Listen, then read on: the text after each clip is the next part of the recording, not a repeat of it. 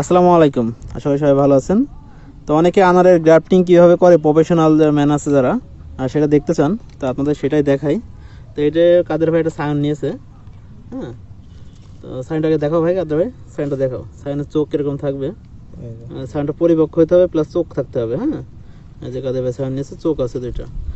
এবার এই যে রুটি স্টকের মাঝখানে এক সাইড টিচির আছে, বেশি মাংস নিইনি। এভাবে দিয়ে গ্রাফটিং যে টেপ আছে, এটা কিন্তু অরিজিনাল গ্রাফটিং টেপ না, এই যে আমরা পলিথিন কেটে করি আর কি। গ্রাফটিং টেপ অরিজিনাল, সেটা আরও ইলাস্টিসিটি বেশি হয়। তো এইভাবে সম্পূর্ণই পেঁচিয়ে, বিশেষ করে যে জয়েন্টের অংশটা আছে ওইটা পানি না ঢোকে সেই ব্যবস্থা করতে হবে। হালকা ঝরে দিয়েছে, খুব সহজে গ্রাফটিং হয়ে গেল। যে প্রফেশনাল যে গ্রাফটিং ম্যানরা এরা এই কাজ করে। এইভাবে গ্রাফটিং করে, তো এইভাবেই করছে আর কি সব গ্রাফটিং। যত চারা দেখছেন সব গ্রাফটিং করছে। ধন্যবাদ, ভালো থাকবেন।